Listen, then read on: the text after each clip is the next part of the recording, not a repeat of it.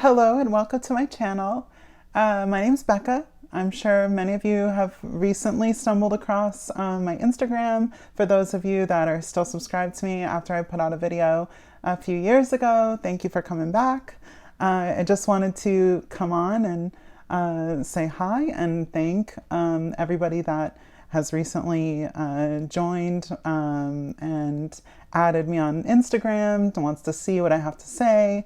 A special shout out to the Disc Father. He reposted a recent photo of mine on Instagram and gave me a shout out. I appreciate it. I look forward to interacting with you all and seeing all of your collections and hearing about the things that excite you.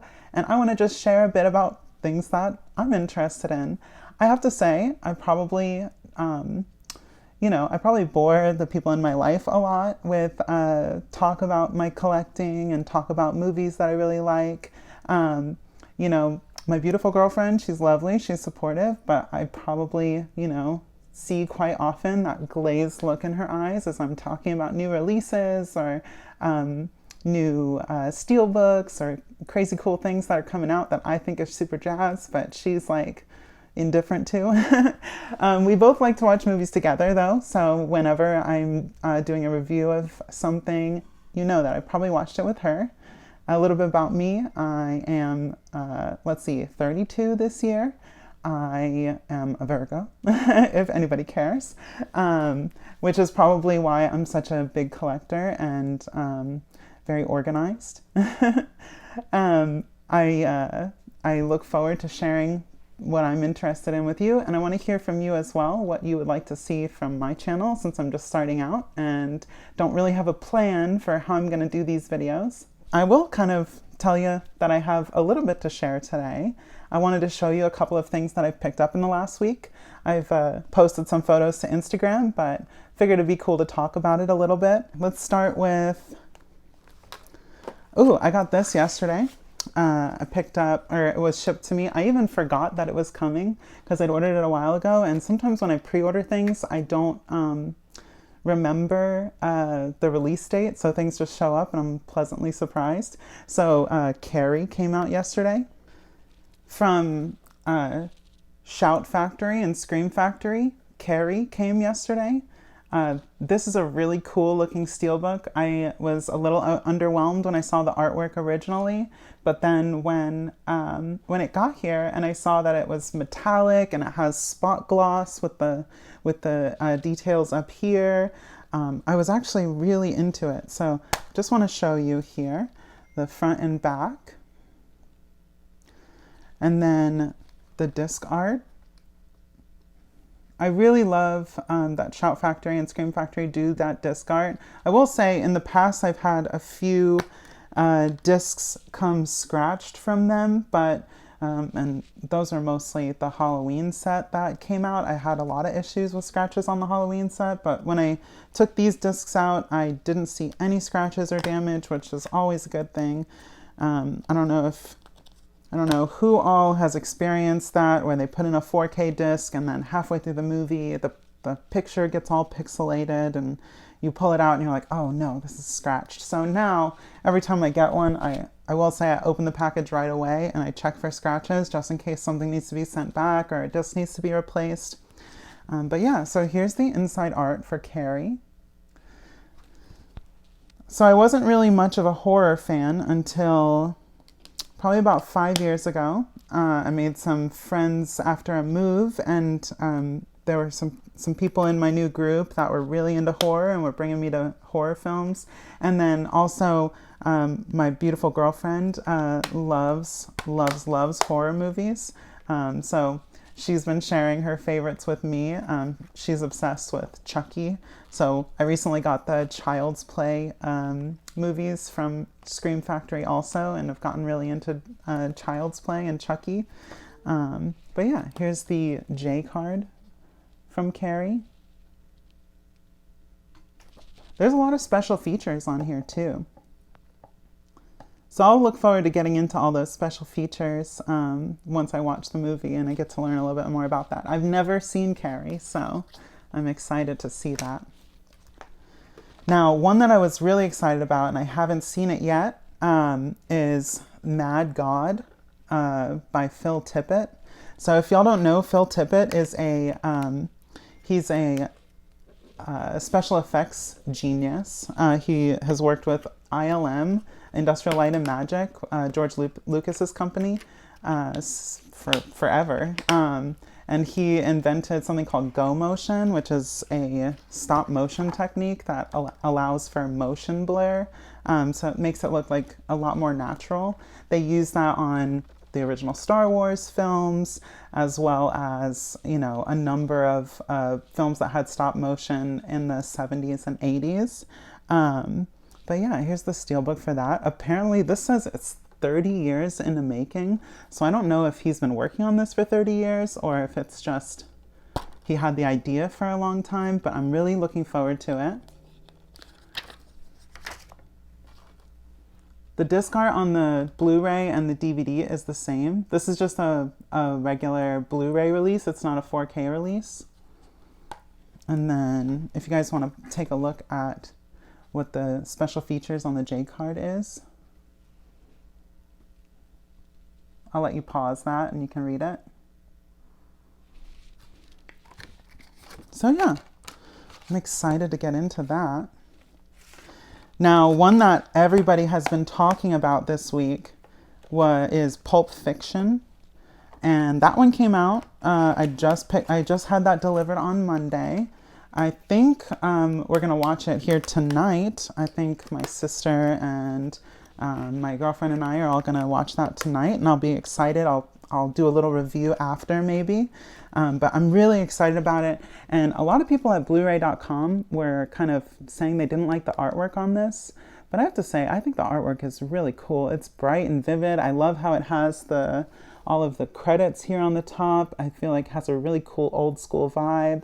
I know the criticism is that, you know, they picked one scene from the movie and made the whole steelbook about that scene. But I mean, it's an iconic scene, so I can't really fault them for that. And I think the red really looks great. And of course on the back you've got the $5 shake and the red apple cigarettes.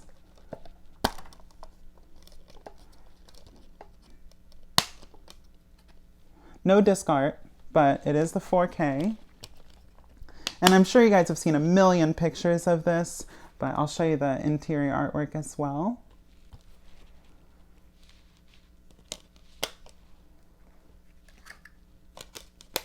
Now, what do you guys do with your J cards? Leave a comment in the comments section.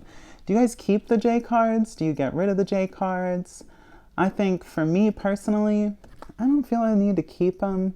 I know that people like to have the info on there, but I log all my stuff on Blu-ray.com. I catalog it anyway on my account, so I feel like I could easily go on that site and pull it up and see what all the special features are. Plus you can, you know, especially if you have the digital code.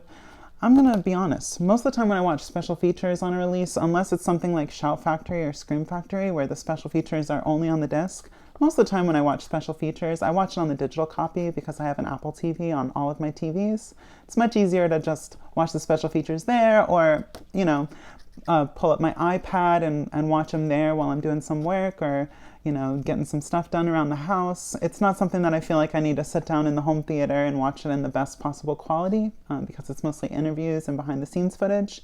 But I do watch all the films on disc as opposed to on streaming, just because, you know, the quality, we all know the quality on disc is better than the quality on streaming. I don't need to tell you guys that.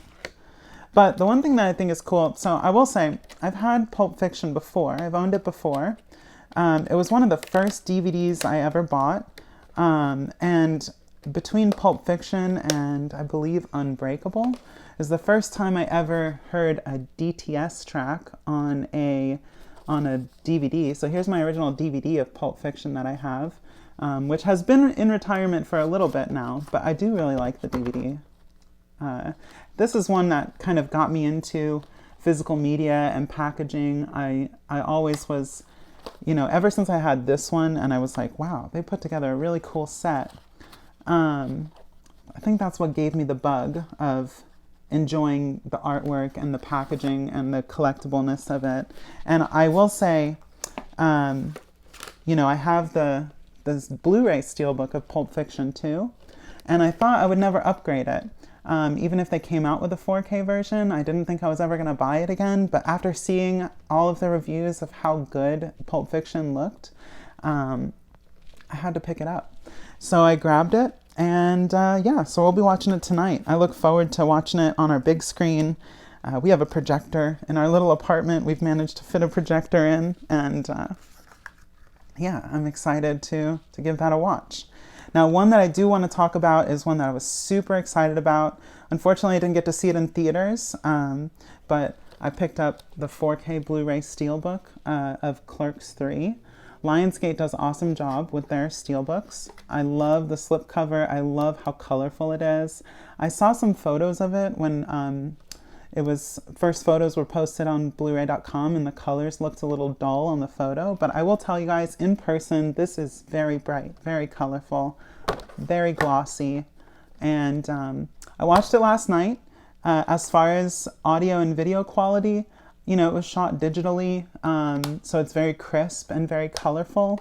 But it's also, you know, I will say that I don't think the cinematography is the selling point of the movie. I feel like with Kevin Smith films, the biggest thing is the characters, and the writing and the dialogue is very witty. And, you know, it definitely lived up to what I was hoping for from it. And it was really sweet and touching and sentimental. I feel like especially with Jay and Silent Bob Reboot was also a very touching and sentimental movie.